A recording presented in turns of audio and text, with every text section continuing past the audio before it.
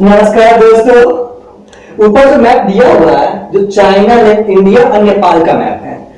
ये मैप मैंने क्यों बनाया, कुछ दिनों से हम लोग समाचार पत्र में नेपाल और इंडिया का सीमा डिस्प्यूट के बारे में देख रहे हैं।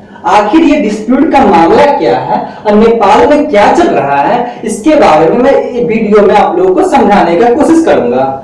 चलिए, बात है 1764 ईस्वी की, जब मुगल पतन की दौर में था, क्योंकि शाह आलम द्वितीय और के नवाब और जो क्या होते हैं मुर्शिद कुली खां और अंग्रेज के बीच में जो युद्ध होता है, बक्सर का युद्ध, जिसमें मुगल का पतन हो जाता है, लगभग पतन हो जाता है, क्योंकि 1858 में मुगल की समाप्ति होती है। तो जिस टाइम मुगल का पतन हो जाता है ना, उस टाइम में नेपाल में जो गोरखा शासक सब जो होते हैं वो लोग मजबूत हो जाते हैं, शक्तिशाली हो जाते हैं और वो भारत के कुछ क्षेत्रों में अपना अधिकार जमाने लगते हैं। इसी क्रम में वो भारत से निकल के जो सिक्किम जो है उसको अपना अधिकार कर लेते हैं। इधर कुमायूं और गढ़वाल मिलकर क्या बनता है, राजस्थान उत्तराखंड बनता है। क्या बनता है? उत्तराखंड। कुमायूं और गढ़वाल पर भी कब्जा कर लेते हैं और हिमालय का तराई क्षेत्र जहां पर अवध का शासन था उस पर भी अपना अधिकार कर लेते हैं। अब देखो भाई, अपने देश में जब कोई भी दूसरा देश आक्रमण करेगा, जब्त करेगा, तो ये अच्छा लगेगा? नहीं लगेगा। इसी के लिए जो भारत किसके कब्जे में था उस टाइम में, अंग्रेज के कब्जे में था। अंग्रेज को ये अच्छा नहीं लगता है और उस टाइम में अंग्रेज के गवर्नर जनरल जो लॉर्ड हेस्टिंग्स थे उसके बीच में और नेपाल के जो शासक थे जिसका नाम था अमर सिंह थापा, इस दोनों के बीच में एक युद्ध होता है जिसे हम लोग आंग्ल नेपाल युद्ध के नाम से जानते हैं। आंग्ल नेपाल युद्ध, एंग्लो नेपाल 1814 से 16, जो 1814 से 16 होता है।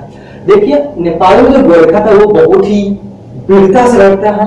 इंडिया में अंग्रेज वो तो जानते ही है कि उनके पास आधुनिक हथियार की कमी नहीं था, तो जिसके सामने नेपाल कुछ नहीं टिक भी नहीं पाता। फ्रांसीसी जो नहीं टिका था तो नेपाल कहाँ टिकता, तो नेपाल भी टिक नहीं पाता है। जब नेपाल नहीं टिक पाता है तो इसी के लिए जब अमर सिंह थापा को आत्मसमर्पण करना पड़ता है और 1816 में, मार्च 1816 में एक संधि होती है, जिस संधि को हम लोग सुगौली के संधि के नाम से जानते हैं। अब बोलिएगा सुगौली कहां पड़ता है, ये भी क्वेश्चन बन सकता है। सुगौली बिहार में जो चंपारण एक जगह है, वहां पे वो चंपारण यहाँ पे है, पड़ता है लगभग, वहां एक जगह, वहां पे एक ट्रीटी हुआ था जिसको हम लोग सुगौली ट्रीटी के नाम से जानते हैं, सुगौली संधि के नाम से जानते हैं। इस संधि के अनुसार लॉर्ड वेलेस्ली का कहना था कि जो इंडिया का जो क्षेत्र जो कब्जा किया उस क्षेत्र को आप लोग दे दे और अपना क्षेत्र ले लो। देखिए, कुछ बात मैं बतलाता हूँ।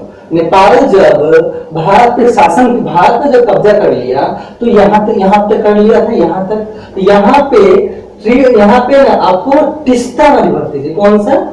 यहाँ पे सतलज। तो हम लोग याद करेंगे कि जो नेपाल का सीमा पहले हो गया था वो एसटी मतलब सतलज नदी से लेके तिस्ता नदी तक हो गया था। लेकिन बाद में जो ट्रीटी हुआ, संधि हुआ, इसके बाद जो इसका सीमा निर्धारण हुआ, जो इंडिया का शारदा नदी या नेपाल की महाकाली नदी और यहाँ पे जो मेची नदी है वहां उसको कहा गया। मतलब कि नेपाल का जो सीमा है ना वो आपको महाकाली नदी से लेके मेची नदी है, ये यही मेची नदी है जो बाद में किशनगंज में होकर महानंदा नदी से मिल जाती है। किससे मिलती है? महानंदा नदी से मिलती है। अब चलिए, हम तो बात कर रहे हैं इसकी, आखिर विवाद का है आया। तो देखिए, हम लोग जानते हैं कि यहाँ पे कौन सा नदी है, यहाँ पे है महाकाली नदी। लेकिन कुछ बात है जो समझने वाली है। अंग्रेज कुछ न कुछ करके ही गए हैं, जैसे यहाँ पे भी कुछ किया। देखिए, तो महाकाली नदी है, तो महाकाली नदी का उद्गम 3 नदी से होता है। कितनी नदी से? 3 नदी से। एक है जो इसका नाम है लिम्पू ढरा। दूसरा का नाम है काला पानिया। तीसरा का नाम है लिपू लेक। ये तीनों नदी बाद में जाके मिल जाती है एक जगह और उसको निर्माण करती है आपको महाकाली नदी का।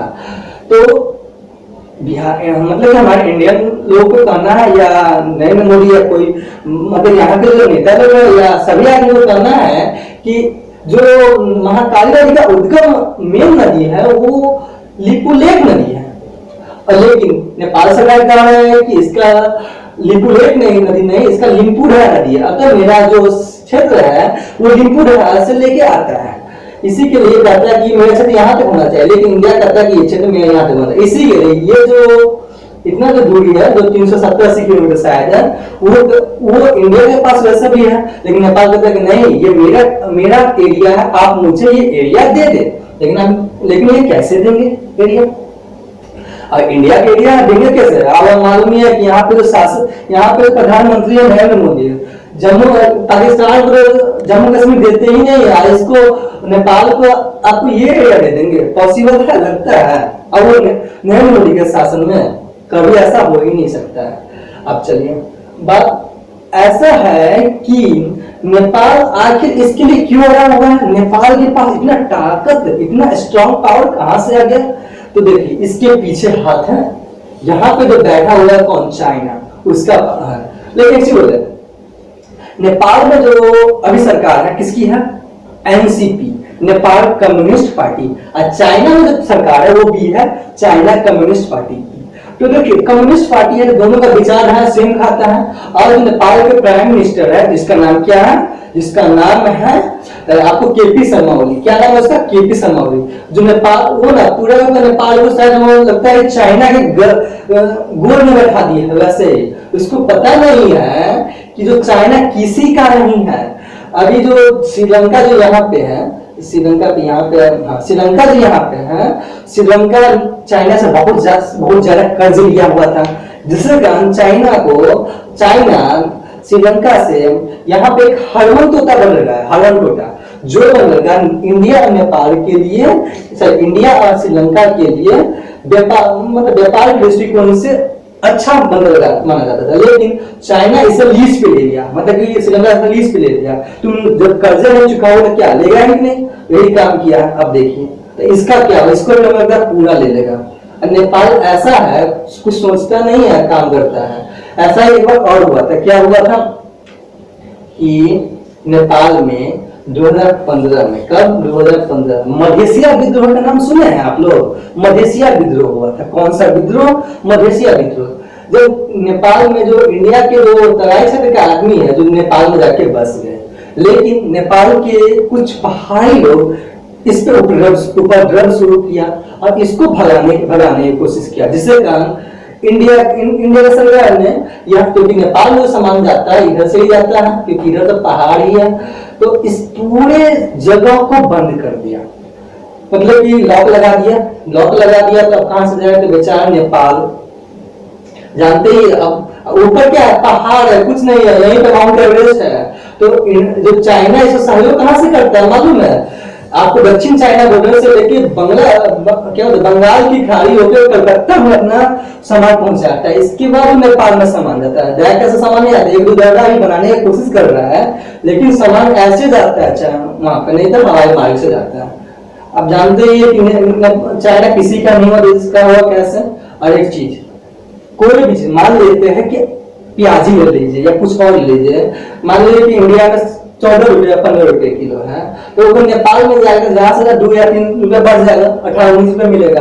और वही चाइना से जो प्याज आएगा नेपाल में जाएगा तो मालूम, मान लीजिए 14 रुपए है, यहाँ पे जाते तो 250 रुपए तक का हो जाएगा। ये नेपाल को समझ में नहीं आ रहा, तभी नेपाल उसको साथ दे रहा है। अब ऐसे एक चीज हम नेपाल के बारे में नहीं बतला है, आपको बतला देता हूँ। एक चीज याद रखिएगा कि नेपाल एक buffer stock country. Buffer stock country किसको कहते हैं? जो दो बड़े राष्ट्र, दो बड़े राज्य, मतलब दो बड़े कंट्री से घिरे होते हैं, जैसे इंडिया और चाइना, दो बड़े कंट्री हैं। इससे तो घिरा हुआ स्टेट मतलब कंट्री है जिसका नाम नेपाल है। और सेकेंड बात ये है कि नेपाल एक लैंड लॉक कंट्री है, क्योंकि इसका अपना कोई महासागर नहीं है, चारों तरफ से किससे घिरा हुआ है? कंट्री से घिरा हुआ है। अतः इसको हम लैंड लॉक कंट्री भी करेंगे। एक चीज है नेपाल के बारे में हम आपको बतलाता हूँ। पहले याद कीजिए कि गढ़वाल कुमारी बन के उत्तराखंड में, नेपाल में का मैप, जो न्यू मैप, नेपाल का जो न्यू मैप है वो लिम्पाधुरा, जो पिथौरागढ़ जिला में पड़ता है, काला पानी या लिपू लेक, इसको ये अपने भाग में बतलाता है, लेकिन ये अब उसका भाग नहीं है। इंडिया इस पे अपना अधिकार जमाया हुआ है। अब सुगौली के सरनी में ये बतला दिया गया था कि महाकाली नदी का जो उद्गम है वहां से उसका होना चाहिए, तो ये किसका हो जाएगा? वैसे भी इंडिया का पहले से यहाँ पे अधिकार है। इसके अलावा रुकिए मैं, इसके अलावा जो अभी कुछ दिन पहले समाचार पत्र में पढ़ी हुई है कि नेपाल का प्राइम मिनिस्टर कुछ कुछ गलत बात, मतलब कि कुछ अभद्र टिप्पणी भी कर रहा है। ऐसे इंडिया स्प्रेड्स कोरोना इन नेपाल, कह रहा है कि इंडिया स्प्रेड्स कोरोना इन नेपाल, मतलब इंडिया कोरोना नेपाल में फैला रहा है। देखिए, इंडिया नेपाल में रोटी बेटी का संबंध है, भाई बहन का संबंध है। इसके अलावा भी इंडिया क्या नेपाल में कोरोना फैला सकता है? लगता है आपको? आपको देखिए, इंडिया अभी 2.5 लाख हाइड्रोक्लोरोक्विन जो दवा है और क्या बोलते हैं पैरासीटामोल, जो नेपाल को फ्री में प्रोवाइड करवाया है, लेकिन वही दवाई अमेरिका को रुपया में प्रोवाइड करवाया है। तो देखिए इंडिया इसके लिए कितना काम कर रहा है। इसके अलावा Indian corona is more lethal, lethal मतलब घातक होता है, ये बात भी वही केपी शर्मा ओली जी ने बोली है। क्या इंडिया का कोरोना बाकी कोरोना से ज्यादा लेथल है, बहुत ही घातक है? आपको लगता है ऐसा? तो ये केपी शर्मा ओली ऐसा बात क्यों बोल रहे हैं? कहा अपना गुस्सा इंडिया को उतार रहे हैं? उनको उतारना चाहिए चाइना पे, तो इंडिया पे गुस्सा उतारते हैं। ऐसा कुछ नहीं है। देखिए, इनको भी समझ के काम करना चाहिए, क्योंकि ये इंडिया का जगह है, इंडिया को दे देना चाहिए और कुछ नहीं करना चाहिए। अब बात रही कि इंडिया को, तो इंडिया को भी थोड़ा ना नेपाल पे रहमी दिखाना चाहिए, बात को समझौते से इसको हल करना चाहिए। एमईए के द्वारा, एमईए जानते हैं, एमईए के द्वारा समझौते को हल करना चाहिए। देखिए, नेपाल में गोरखा जाति है जिसका सैनिक इंडिया में आता है। हम कारगिल युद्ध में भी गोरखा सैनिक ने इंडिया को बहुत ही मदद की थी। अतः मतलब कि इंडिया को इसको सहयोग करना चाहिए। वैसे भी गोरखा सैनिक इंडिया को बहुत ही सहायता करता है। जनरल मानिक शाह ने क्या कहा था? जनरल मानिक शाह मतलब field marshal Manik Shah, India में सिर्फ 2 ही फील्ड मार्शल हुए थे, जो जनरल से भी ज्यादा बड़ा पद होता है। सिर्फ एक जनरल मानिक शाह, दूसरा था general Cariappa, general M Cariappa, यही दोनों बने थे। तो उन्होंने कहा था, जनरल मानिक शाह ने, कि अगर कोई सैनिक या कोई आदमी कह रहा है कि हम मरने से नहीं डरता हूँ, तो वो या तो झूठ बोल रहा है या वो गोरखा सैनिक है। ये अगर देखो इंडिया आखिर क्यों वहां पे, क्योंकि देखो यहाँ पे मानसरोवर है। इंडिया पहले नाथुला पास से जाता था वहां पे, लेकिन यहाँ पे लिपुलेख पास, इंडिया सोचता है कि अब लिपुलेख पास से काहे ना वहां पे चले जाओ, नजदीक पड़ेगा, या तो बाद में भविष्य में, फ्यूचर में जब चाइना से वार होता है तो हम लिपुलेख रास्ता से वार कर सकते हैं, काहे नाथुला पास का यूज करेंगे इसी के लिए। लेकिन नेपाल मानने को तैयार नहीं, कह रहा है कि काला पानी से जो लिपुलेख जो रास्ता बना है 80 किलोमीटर का, वो मेरा रास्ता है, तुम्हारा रास्ता नहीं है। लेकिन इंडिया का